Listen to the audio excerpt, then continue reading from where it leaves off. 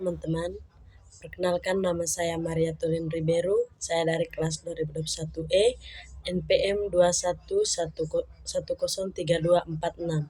Prodi Pendidikan Guru Sekolah Dasar.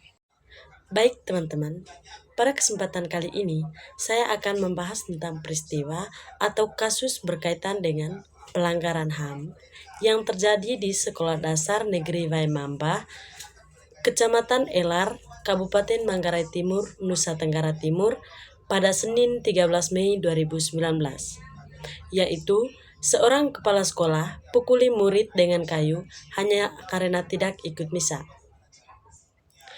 Pelanggaran HAM yang terjadi di sini yaitu pelanggaran hak atas perlindungan dari kekerasan, karena setiap individu dalam dirinya itu memiliki hak yang harus dilindungi. Teman-teman, yang menjadi korban pada masalah ini yaitu semua siswa SD Negeri Waimamba yang tidak mengikuti ibadah pada hari Minggu. Pada jam istirahat pertama, kepala sekolah mengumpulkan para siswanya dan memisahkan siswa yang mengikuti misa hari Minggu dan yang tidak ikut. Yang tidak ikut misa dipukuli berkali-kali di bagian badan dan kaki hingga lebam. Usai dipukuli, anak-anak yang kesakitan langsung pulang duluan. Ayah dari korban yang bernama SE kaget karena anaknya pulang dengan kaki yang pincang sehingga dia menanyakan dan melihat kaki anaknya tersebut. Dia marah dan tepat pada tanggal 14 Mei, dia dan anaknya yang berinisial SE tersebut menuju Kapolsek untuk melaporkan penganiayaan yang sudah terjadi atau yang dialami anak-anaknya tersebut. Baik teman-teman, saya akan menjelaskan dampak dari masalah penganiayaan ini terhadap siswa, baik dalam jangka pendek maupun jangka panjang. Dapat sangat merugikan bagi perkembangan fisik dan mental siswa tersebut. Yang pertama, dampak jangka pendek, yaitu akan terjadi cedera fisik. Siswa akan mengalami lebam, luka, atau cedera fisik lainnya yang memerlukan perawatan medis dan dapat menyebabkan rasa sakit, ketidaknyamanan, dan pembatasan mobilitas. Yang kedua, stres emosional.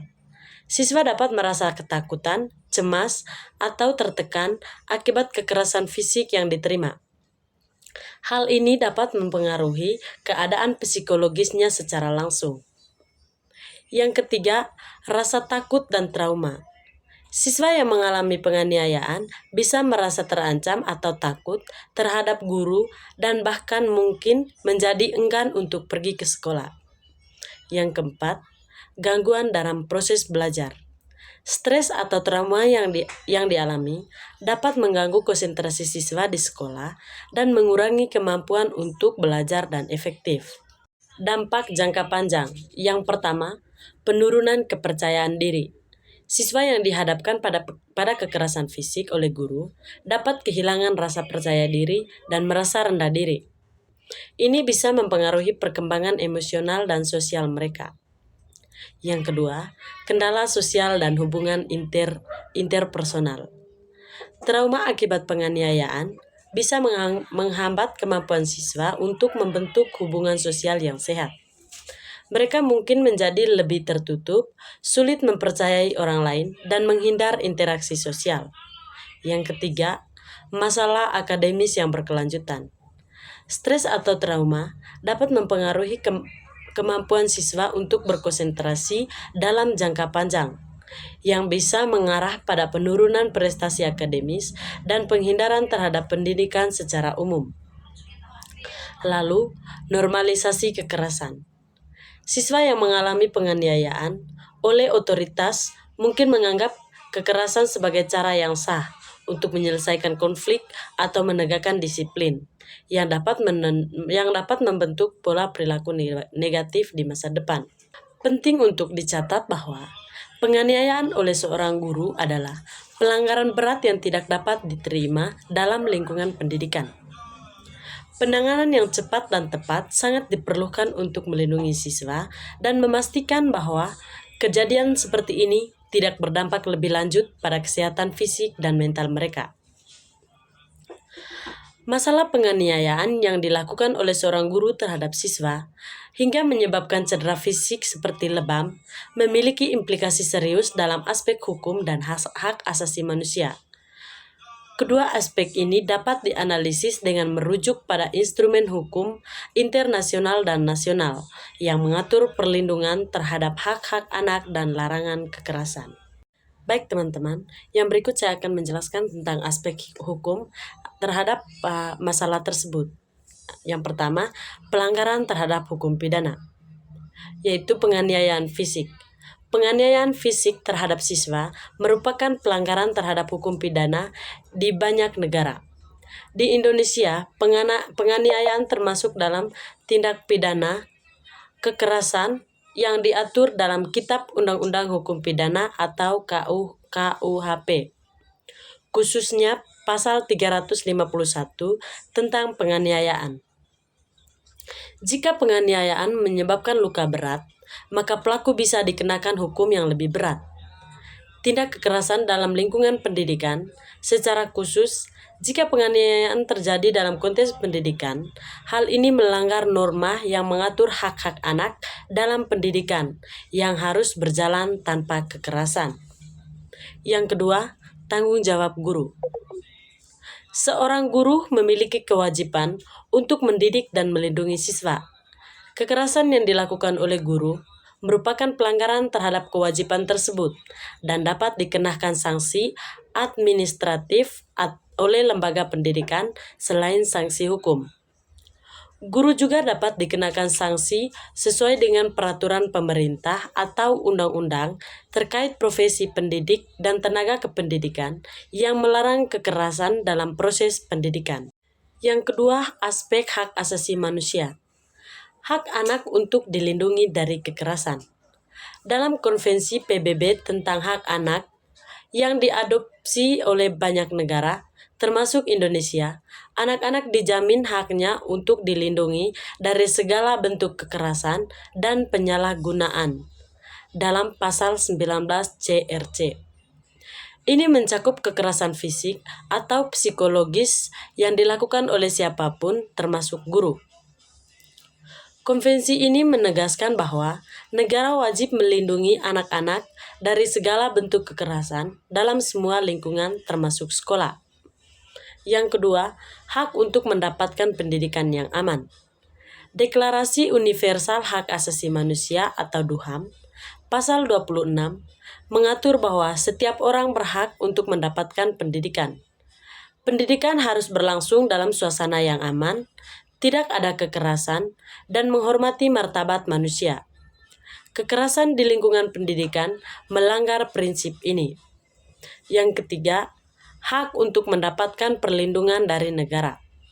Negara juga diwajibkan untuk memberikan perlindungan terhadap anak-anak, terutama dalam konteks pendidikan, agar mereka tidak mengalami kekerasan fisik atau psikologis.